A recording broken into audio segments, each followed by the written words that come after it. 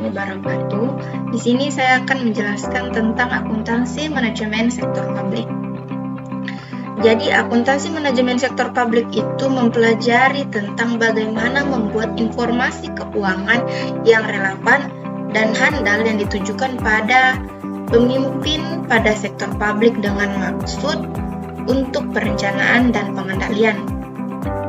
Perencanaan diarahkan kepada hal yang bersifat perencanaan strategik, pemberian informasi, penilaian investasi dan penganggaran, penentuan biaya pelayanan, penilaian kinerja, serta pengendalian dijalankan dalam bentuk pengukuran pencapaian kinerja manajemen dengan cara penciptaan target yang sesuai dengan program yang sudah direncanakan.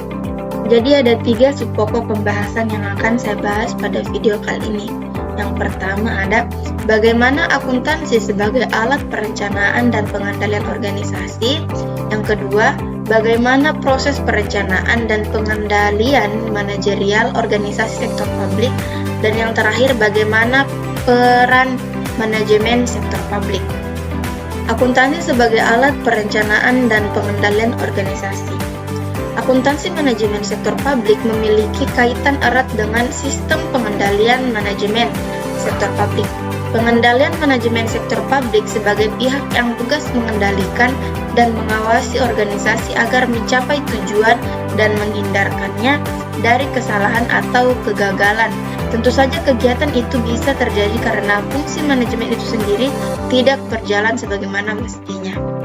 Pengendalian manajemen sektor publik itu dibagi menjadi 3. Pertama adalah pengendalian preventif, pengendalian operasional, dan pengendalian kinerja.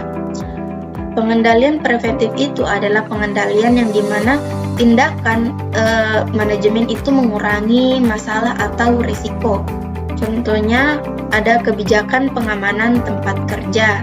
Pengendalian operasional adalah proses pengelolaan dan pengawasan yang dirancang untuk memastikan efisiensi, efektivitas, dan keandalan operasional suatu organisasi atau sistem. Tujuannya adalah untuk memastikan bahwa proses operasional berjalan sesuai dengan standar yang ditetapkan dan mencapai tujuan yang diinginkan. Contohnya ada prosedur pengendalian persediaan. Yang terakhir ada pengendalian kinerja. Pengendalian kinerja adalah proses pengawasan dan evaluasi terhadap kinerja suatu organisasi atau individu untuk memastikan bahwa tujuan-tujuan yang ditetapkan tercapai dengan efektif dan efisien. Contohnya adalah penetapan KPI atau ada juga sistem evaluasi karyawan. Kita masuk pada proses perencanaan dan pengendalian manajerial organisasi sektor publik. Kegiatan akuntansi manajemen sektor publik tidak terlepas dari kegiatan perencanaan dan pengendalian. Perencanaan dan pengendalian merupakan kegiatan yang paling utama dilakukan karena perencanaan tanpa pengendalian sudah tentu hal-hal yang sudah ditetapkan dalam perencanaan tidak mungkin dapat tercapai dengan baik. Demikian juga kegiatan pengendalian dilakukan karena ada tujuan perusahaan yang hendak dicapai seperti yang sudah digariskan dalam kegiatan perencanaan. Jadi, dalam manajemen sektor publik, perencanaan dan pengendalian itu adalah hal yang paling utama. Karena dalam sebuah perencanaan, jika tidak ada pengendalian, maka perencanaan yang akan dituju itu tidak berjalan dengan baik. Adapun proses perencanaan dan pengendalian dapat dilihat sebagai berikut. Ada perencanaan, tujuan dan sasaran dasar. Perencanaan tujuan dan sasaran dasar ini adalah perencanaan yang ditujukan untuk memenuhi sasaran-sasaran dasar pada manajemen. Yang kedua ada perencanaan operasional. Yang ketiga adalah penganggaran. Penganggaran di sini adalah biaya-biaya yang ditentukan. Ada pengendalian dan pengukuran, ada penetapan analisis dan umpan balik. Peran manajemen sektor publik. Jadi pada video kali ini, peran manajemen sektor publik itu ada 2. Yang pertama, fokus utama akuntansi manajemen sektor publik adalah menyediakan informasi akuntansi yang akan digunakan dalam melakukan fungsi perencanaan dan pengendalian organisasi.